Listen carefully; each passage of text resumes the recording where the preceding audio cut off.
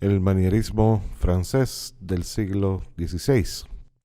Para hablar del manierismo francés tenemos que hablar fundamentalmente del castillo de Fontainebleau o Château de Fontainebleau, que realmente es un complejo que desde la Edad Media fue la residencia de casa de los reyes de Francia.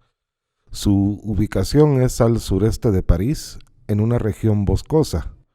El château renacentista se comienza a construir durante el reinado de Francisco I en 1527, sobre el trazado del antiguo castillo medieval. Es un conjunto monumental enclavado en los bosques del mismo nombre y que tienen una superficie total de 17.000 hectáreas. El nuevo château se empezó a construir bajo las órdenes de Gilles Le Breton, comisionado general de obras del rey, y por esa época el arquitecto francés más destacado. Le Breton reclutó a un selecto grupo de artesanos para colaborar con él en el nuevo castillo, dando lugar a la primera fase de la que después se llamó Escuela de Fontainebleau. La planta del complejo nos muestra los diferentes módulos, por llamarlos así, o partes, que es el nombre más correcto, que se fueron construyendo a lo largo del tiempo que duró todo el desarrollo de Fontainebleau, que no paró en esta época, sino que siguió hasta los siguientes poco más de 100 años.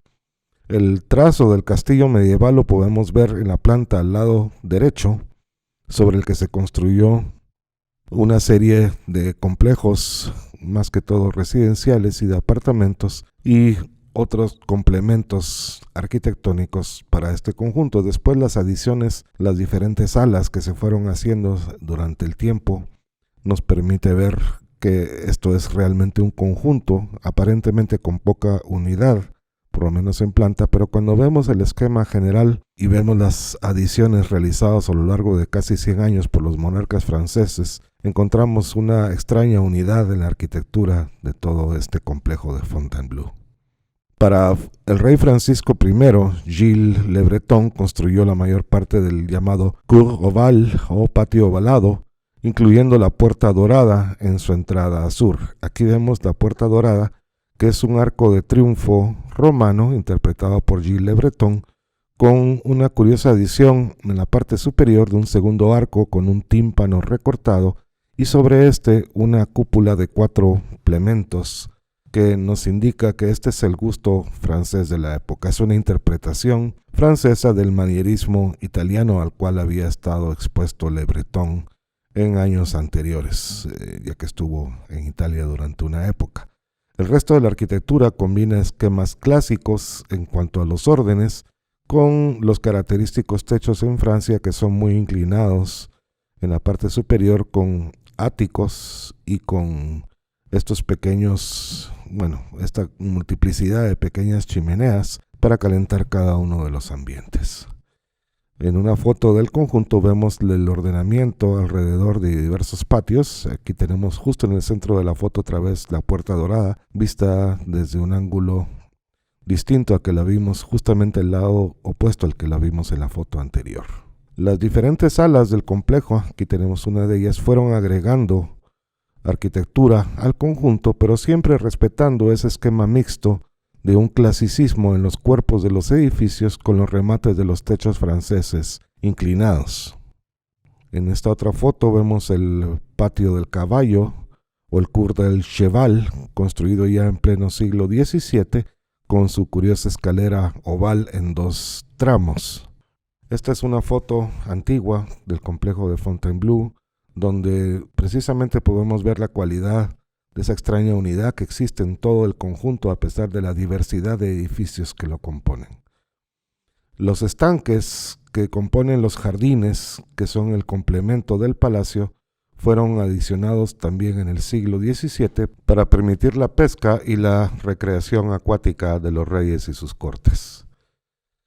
En otros cuerpos vemos también una cierta influencia manierista italiana en cuanto a la ejecución, como dije antes, de los primeros 3 pisos o de los 3 pisos del conjunto rematados por estos techos. En este caso ya estamos viendo un edificio de finales del siglo XVII con mansardas en la parte superior. Cuando veamos el barroco francés vamos a estudiar más a profundidad lo que son las mansardas. El manierismo francés en la decoración de interiores del siglo XVI es conocido como estilo Fontainebleau, por la escuela que se creó gracias a la construcción de este palacio. Esta escuela combina escultura, forja, pintura, estuco y carpintería, creando un estilo propio y característico.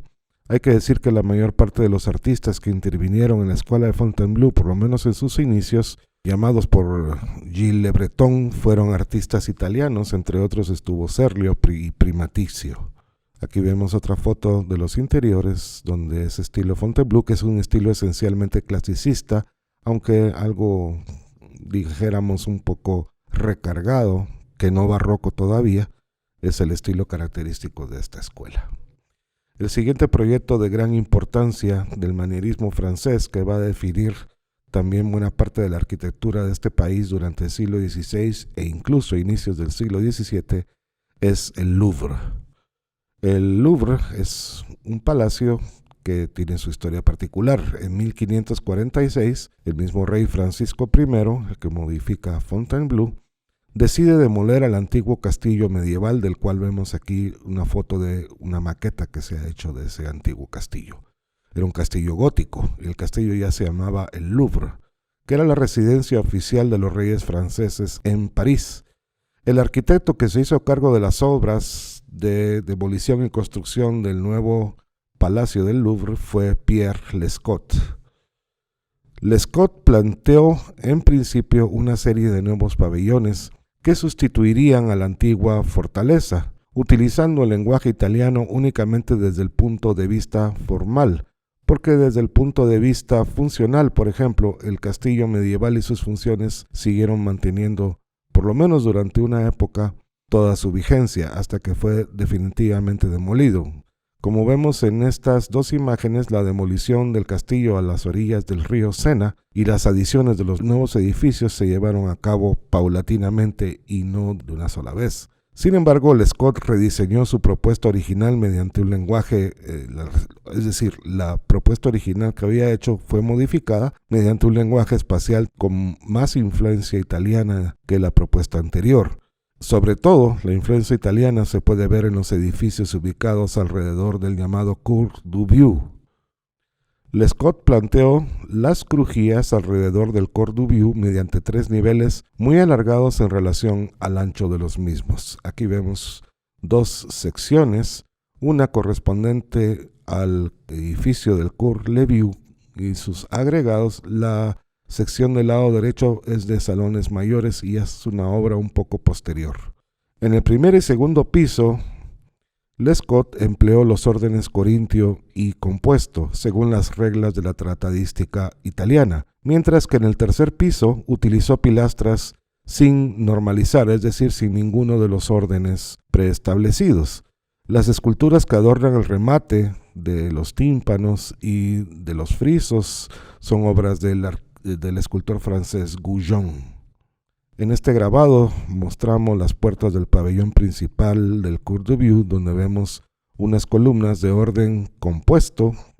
Diferenciamos el orden compuesto del corintio por las volutas que tiene en la parte superior del capitel, y vemos que todos los detalles son prácticamente calcados de los esquemas italianos de la época, sobre todo de Serlio y de Vignola. El resultado es un pabellón tripartito con una proporción vertical dominante. Los remates con tímpanos escarzanos partidos son eminentemente manieristas. En sí todo el conjunto es entonces manierista. Aquí en esta foto podemos ver este pabellón con su tripartición, 3 cuerpos adelantados, una primera planta que es un basamento con una gran arcada. En este caso la arcada no está abierta, sino que es cerrada por ventanería, ya que el clima francés es un poco más frío que el italiano. Y los 2 cuerpos superiores rematados por la techumbre, un poco menos inclinada que las que vimos en Fontainebleau, pero igual con bastante inclinación, que se convierte en un elemento característico de la arquitectura francesa. En los detalles vemos que el apilastrado y las semicolumnas son los elementos principales que componen la fachada, que la ordenan, que la articulan y que le dan su característica su característico carácter manierista. Aquí vemos otros detalles: el tímpano escarzano partido. Las obras, después de la muerte de Lescaut, fueron continuadas por el auspicio de Catalina de Medici, quien continuó el diseño del Lescaut en el pabellón sur y también pretendió comunicar este conjunto con el nuevo Palacio de las Tullerías, diseñado por Philibert Delorme, otra obra que se estaba empezando a desarrollar en esa época.